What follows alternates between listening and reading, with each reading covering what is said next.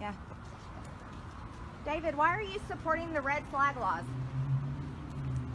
If Scott Peterson, the resource officer at Parkland, had done his job, then Nicholas Cruz wouldn't have killed anybody in your high school, or at least protected them. Why are you supporting red flag gun laws that attack our Second Amendment rights? And why are you using kids as a barrier?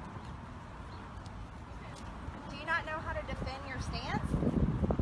Look, I'm an American citizen. I'm a gun owner. I have a concealed carry permit. I carry a gun for protection for myself, and you are using your lobby and the money behind it and the kids to try to take away my Second Amendment rights. You don't have anything to say for yourself? You can't defend your stance? How did you get over 30 appointments with senators? How'd you do that? How did you get major press coverage on this issue? And how did you get kids? Why do you use kids? Why kids? You know, if school zones were protected with security guards with guns, there would be no mass shootings at schools. Do you know that? The best way to stop a bad guy with a gun is with a good guy with a gun. But yet you're attacking our Second Amendment. And you have nothing to say. No words. So I'm walking. He's got nothing to say. Sad. He has nothing to say because there really isn't anything to say, you guys. He has nothing to say because he's paid to do this. He has the walkaway march. He's got the women's march, and they're funding all of this. Everytown Gun USA, they're funding all this stuff. Okay, that was David Hogue right there. David, we saw him inside the Senate building. He had 30 appointments where he ran around and got to talk to senators. I got to talk to none. He had media coverage all over the place.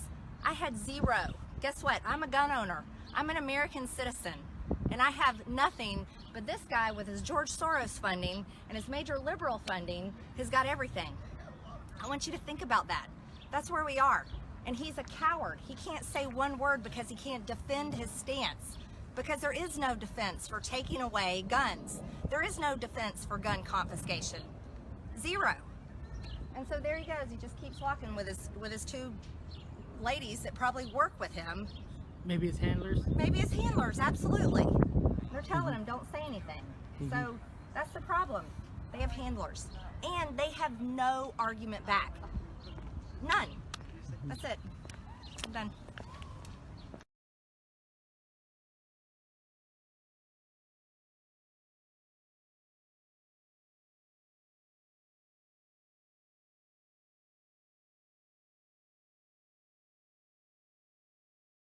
Yes, go ahead, Mike.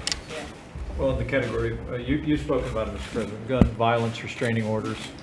They're called. California actually has a version of this. And I think in your meeting with governors earlier this week, individually and as a group, we spoke about states taking steps. But the focus is to literally give families and give local law enforcement additional tools if an individual is reported to be a potential danger to themselves or others. Allow due process so that no one's rights are trampled, but the ability to go to court, obtain an order, and then collect not only the firearms, but any weapons in the possession of that individual. Or might take the firearms first and then go to court, because that's another system, because a lot of times by the time you go to court, it takes so long to go to court to get the due process procedures.